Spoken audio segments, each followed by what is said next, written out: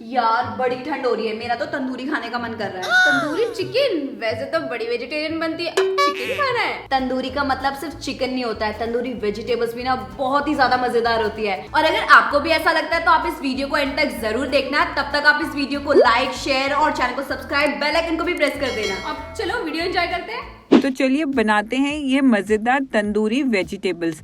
तो इसके लिए आप सबसे पहले ले वेजिटेबल्स और उनको काट लें। तो यहाँ पर मैंने लिया है शिमला मिर्च, शकरकंद, फूल गोभी जिसके हमें सिर्फ ये फ्लोरेट्स लेने हैं, बेबी कॉर्न जिन्हें मैंने आधे हिस्से में काट लिया है, मशरूम के साइज को थोड़ा छोटा ही ले, प्याज को मैंने काट कर इस तरीके से अलग अलग कर लिया है। और यहाँ पे सब्जियां अच्छे से कट के तैयार है मैरिनेट होने के लिए। तो बस सब्जियां कट चुकी हैं और अब इसे करेंगे मैरिनेट।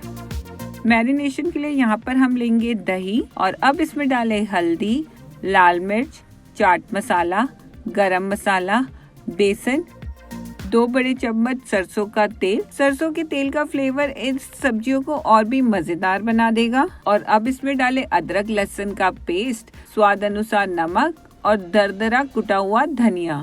अब इन सबको आपस में अच्छे से मिला लें।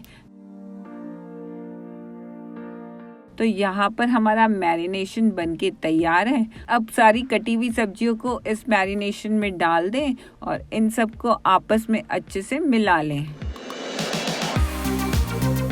और मिलाने के बाद इसे ढककर आधे घंटे रख दें जिससे कि सारा मैरिनेशन सब्जियों के अंदर अच्छे से चला जाए। तो बस अब दूसरी तरफ हम अपना तंदूर तैयार कर लेंगे।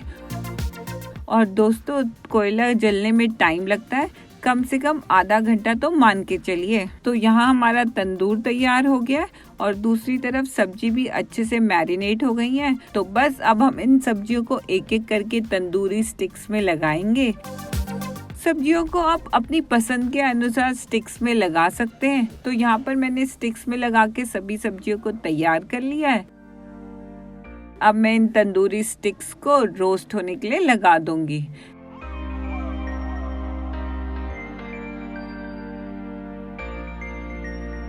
थोड़ी थोड़ी देर में आप इन्हें पलटते भी रहें। और दोस्तों लगभग 10 से 15 मिनट में आप देखेंगे कि ये अच्छे से रोस्ट हो गई हैं। तो बस अब इन्हें एक एक करके बाहर निकाल दें और हमारे मजेदार तंदूरी वेजिटेबल्स बनके तैयार हैं। और दोस्तों अगर आपके पास ये तंदूर नहीं है तो भी आप इन तंदूरी वेजिटेबल्स को बना सकते हैं।